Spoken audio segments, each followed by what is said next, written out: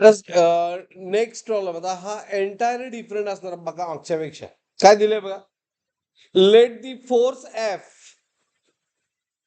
एफचं equation दिले a sine c t b cos dx where x and t are displacement time respectively. Dimension of c and d are same as dimension of angular velocity, angular momentum, velocity gradient and velocity.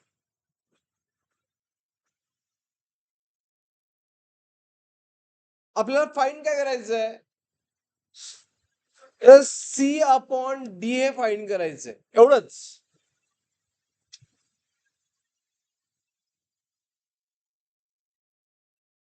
बरोबर, म्हणून ह्या equation option okay C upon D find करायचंय. बरोबर,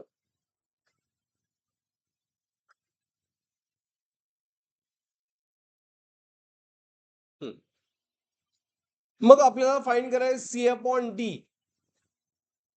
मग आपण विचार करायचा C आणि डीचं डायमेन्शन फाइंड करायचंय. मग हे जर ऑब्झर्व केला, सीटी म्हणजे काय, अँगल आहे, साइन ऑफ अँगल असतो ना. सो सीटी हा अँगल आहे, अँगल सीटी ला डायमेन्शन काय असतात सांगा. No dimension, M0 L0 T0. बरोबर, मग सी काय येणार, ओके सी फाइंड करायचंय, टीचं डायमेन्शन टी आणि इकडे नो डायमेन्शन म्हणजे 1 लिहूया आपण. म्हणजे सी काय आलं, सी आलं 1/t. काल 1/t कसं आलं काल, म्हणजेच सीचं डायमेन्शन तुम्ही असं लिहू शकताय T⁻⁻1. काल बॉडी तसंच हा डीएक्स सुद्धा अँगल आहे. डीएक्स चं डायमेन्शन काय येणार, अँगल आहे.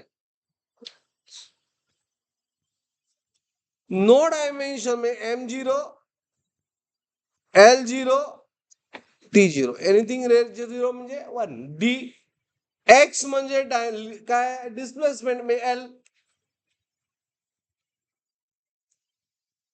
हे झालं 1. डीज 1/L म्हणजे डीज L⁻⁻1. बरोबर, आणि त्यामुळं विचारलं त्यांनी काय, सी अपॉन डी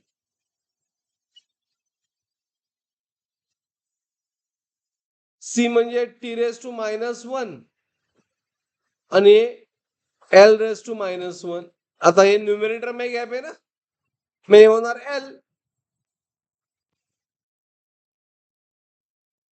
L आणि T⁻⁻1. मग L आणि T⁻⁻1 कुणाचं डायमेन्शन आहे, L. सोपा आहे, L में metre per second, velocity, nothing but it is a dimension of velocity. कसं सॉल्व केलं का आलं, S every dimension L T⁻⁻1 येते, -2 ऍक्सलरेशन येते.